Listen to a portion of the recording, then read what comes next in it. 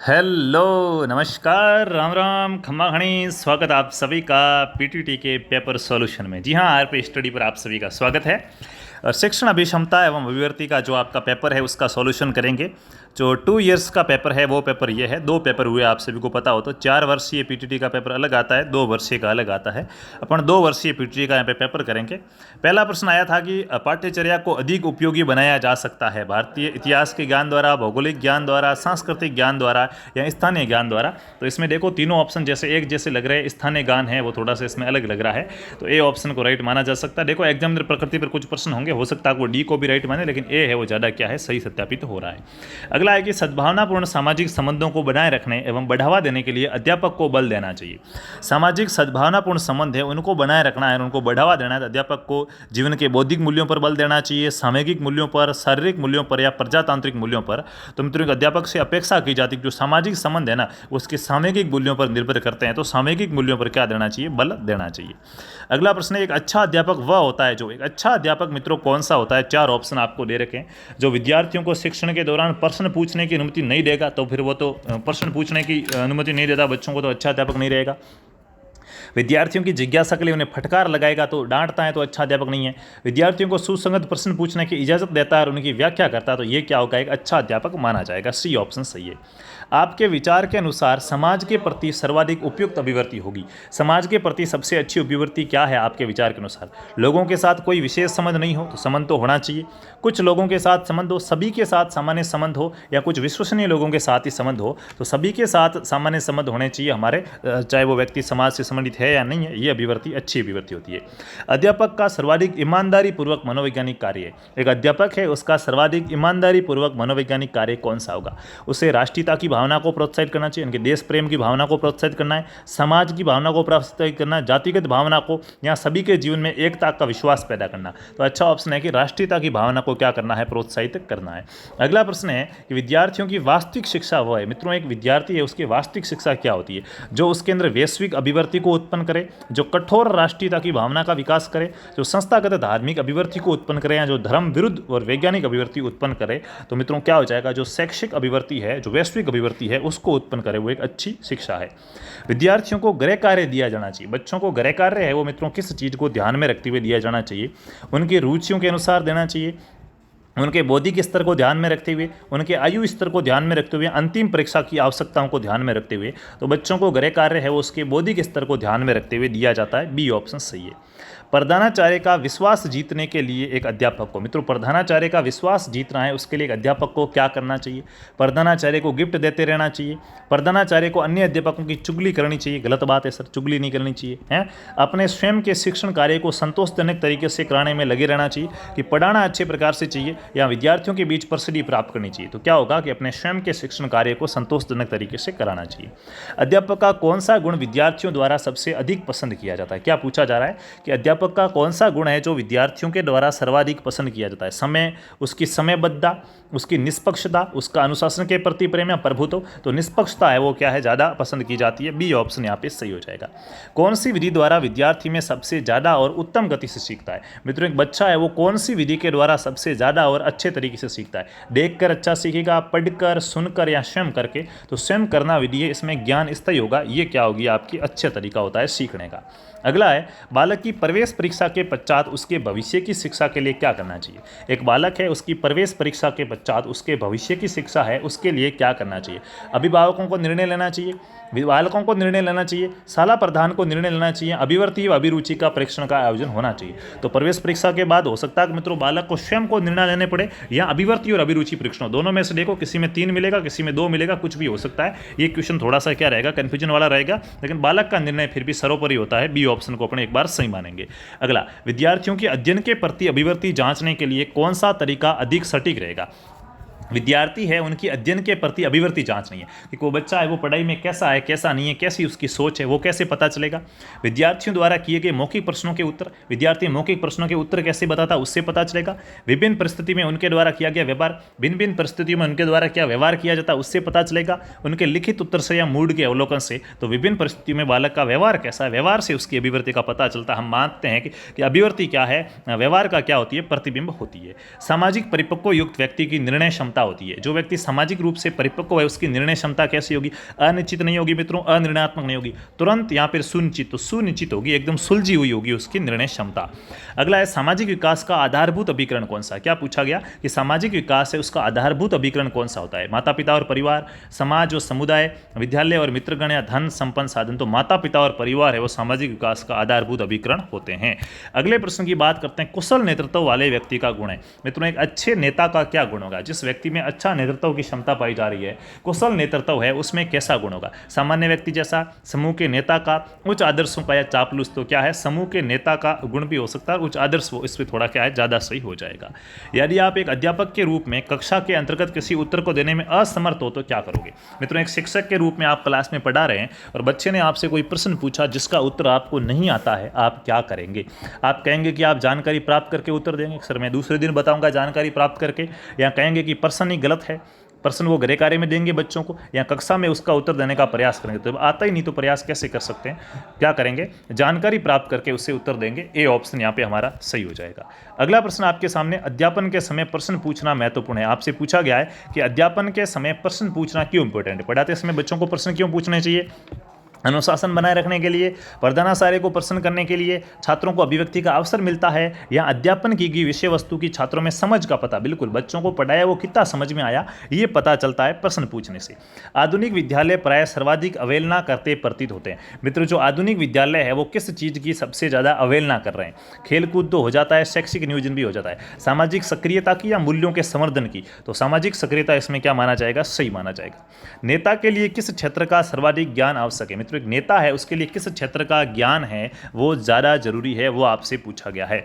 मनोविज्ञान का, समवहन शक्ति का, राजनीति का, या प्रभावी व्यक्तित्व का? तो देखो, मनोविज्ञान और प्रभावी व्यक्तित्व है, यहाँ पे आपका पेश बचेगा, मनोवैज्ञानिक थोड़ा क्या हो ज़्यादा सही हो जाएगा। शिक्षक के संप्रेषण में होना चाहिए, बताओ एक शिक्षक है उसके संप्रेषण में क्या होना चाहिए? उत्साह होना चाहिए, अचेतना, विचारों की स्पष्टता, या उद्देश्य प्राप्ति की लालसा? तो मित्रों, शिक्षक के संप्रेषण में क्या होता है? उद्देश्य प्राप्ति की लालसा होती है।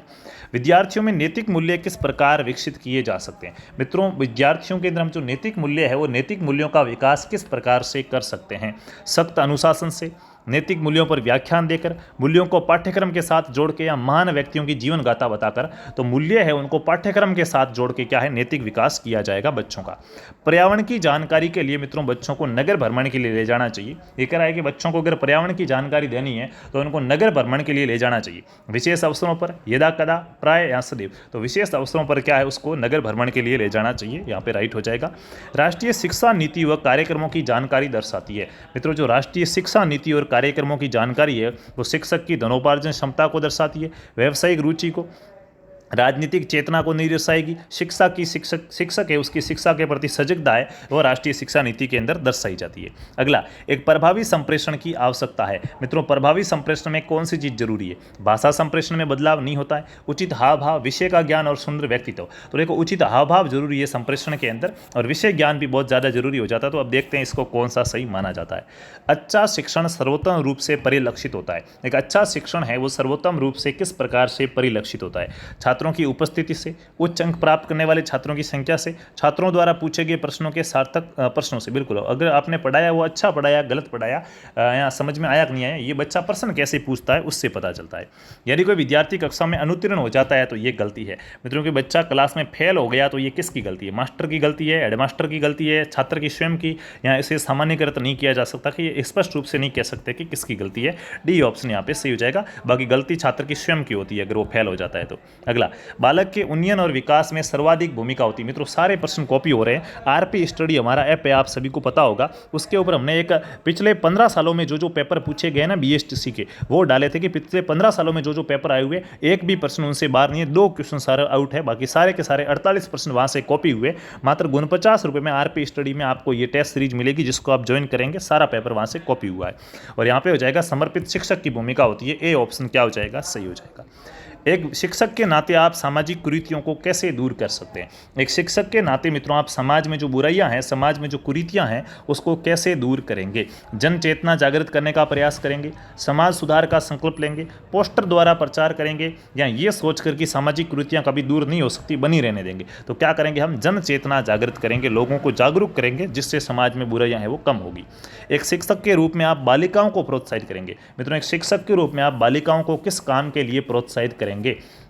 स्वावलंबी बनने के लिए। स्वावलंबी का मतलब है आत्मनिर्भर, ठीक है, बी सेल्फ सपोर्टिंग, यानी कि क्या है, आत्मनिर्भर बनने के लिए या उच्च शिक्षा प्राप्त करने के लिए, अपनी प्रतिभा का परिमार्जन करने के लिए या विवाह करने के लिए। तो बालिकाओं को स्वावलंबी बनने के लिए प्रोत्साहित किया जाएगा। हो सकता है इसमें वो सी भी सही माने, ये भी थोड़ा सा ध्यान रखना होगा आपको, ठीक है, लेकिन ए ज़्यादा सही है। एक उत्तम शिक्षक की पहचान है। एक अच्छा शिक्षक होता है, उसकी क्या पहचान होती है? जो विद्यार्थियों को अभिप्रेरित करता है, जो विद्यार्थियों को आज्ञाकारी बनाए, जो विद्यार्थियों में अनुकरण की प्रवृत्ति का विकास करे, या जो विद्यार्थियों में स्वतंत्र चिंतन पैदा करे। तो अच्छा शिक्षक वही है जो विद्यार्थियों में स्वतंत्र चिंतन पैदा करता है। विद्यालय का नेता कहा जाता है। विद्यालय का नेता कौन होता है? प्रधानाध्यापक है, वो विद्यालय का नेता होता है। बालक के सामाजिक विकास हेतु आवश्यक है। बताओ, बालक के सामाजिक विकास के लिए कौन सी चीज जरूरी है? धन, संयुक्त परिवार, एकल परिवार या मित्र? तो संयुक्त परिवार है वो क्या है? बालक के सामाजिक परिवेश हेतु क्या है? आवश्यक होता है। कौशल विकास है। कौशल विकास मित्रों किस प्रकार का विकास है? तो ये एक प्रकार का प्रशिक्षण है। क्या है? प्रशिक्षण है। विद्यार्थियों के शैक्षिक प्रदर्शन में सुधार हेतु अभिभावकों को प्रेरित करना चाहिए।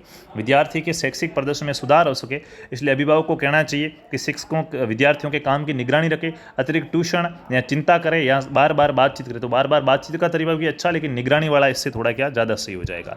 अगला, यदि आपके किसी साथी के साथ मतभेद हो जाते हैं, आपके किसी साथी के मित्रों क्या है, प्रधानाध्यापक या प्रबंधक के साथ मतभेद हो गए, तो ज्ञात होने पर भी साथी को भला बुरा कहेंगे, मतभेदों का कारण जानेंगे, साथी से इस संबंध में बात करेंगे, अनदेखा करेंगे, तो मतभेदों का कारण जानेंगे कि मतभेद क्यों हुए। मानसिक स्वास्थ्य है मित्रों। मानसिक स्वास्थ्य किसे कहा जाता है? संपूर्ण व्यक्तित्व की संतुलित कार्य प्रणाली, समायोजन का लक्षण, आधारभूत सामाजिक व संज्ञानात्मक कौशल या तीव्र उत्तेजनात्मक स्थिति। तो मित्रों, संपूर्ण व्यक्तित्व की जो संतुलित कार्य प्रणाली है उसको मानसिक स्वास्थ्य कहा जाता है। सामाजिक परिपक्वता में वृद्धि होती है। बताओ, सामाजिक परिपक्वता में वृद्धि होती है आयु के साथ साथ, सामाजिक अंतक्रिया के साथ साथ, या सामाजिक अभिक्षमता के साथ साथ। तो दोनों में से किसी एक को सही माना जाएगा। यहाँ पे बी थोड़ा ज़्यादा सही लग रहा है।